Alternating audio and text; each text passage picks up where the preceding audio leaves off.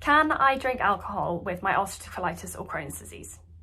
This is a question that I get asked all the time by clients in clinic, and this week is Alcohol Awareness Week. So I wanted to take this opportunity to share with you the research and information that we have about drinking alcohol with IBD, and also some take-homes. So I've written a much longer blog to accompany this video, which has all the information and references in it if you'd like to go and read more yourself. But I thought I'd do a video to accompany it to kind of give you the overview of it. So first of all, how does alcohol impact our gut health? So drinking alcohol is actually pro-inflammatory and can affect the health of the lining of our intestines. So it can actually break down the lining of our intestines, and that lining provides us with not only a physical barrier, but an immune barrier to the outside world. Now, breaking down of that intestinal barrier function is actually thought to be one of the factors that causes inflammatory bowel disease in the first place, and also one that may trigger flares. So intestinal barrier function is something that we want to protect. Now, what about alcohol and inflammatory bowel disease in particular? So what do we know from the research?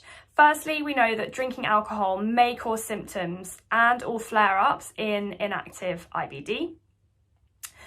We know that 75% of patients with IBD find that drinking alcohol can trigger gut-related symptoms, and that drinking larger volumes of alcohol may more than double the risk of flares in ulcerative colitis when you compare it to more moderate alcohol consumption.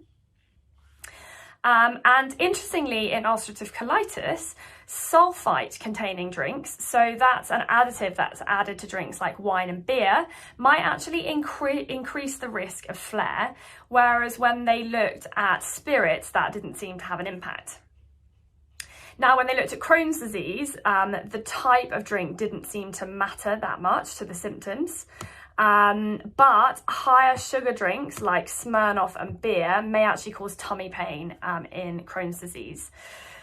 But it's not all terrible news. On my research roads, I found a paper that said that red wine was shown in one very small study to reduce calprotectin in inactive disease. But I do want to point out that this was one very small study for a very short period of time. It was only for 1 week. So I really don't suggest that you go off and consume loads of red wine just off the back of that one study. Another question, can I drink alcohol with my Crohn's and colitis medication, is something that I get asked quite a bit too. So some medications may interact with alcohol, and it's best to check with your consultant or your IBD team and check the packaging and information for the specific medication that you're on, in case it does cause an interaction. And if it does, then it's best to avoid. So what are the take-homes? So drinking alcohol may cause symptoms in Crohn's disease patients, ulcerative colitis patients, and people with pouches, and in some cases may actually increase the risk of flare-ups as well. And given the impact that we know that alcohol has on the health of our intestinal tract, I'd really suggest keeping alcohol to a minimum when you're in remission, and to avoid it altogether when you're having a flare-up. Now, if you have ulcerative colitis, then a trial of avoiding alcohols containing sulfates might be reasonable, and it might make you feel a bit better when you do drink.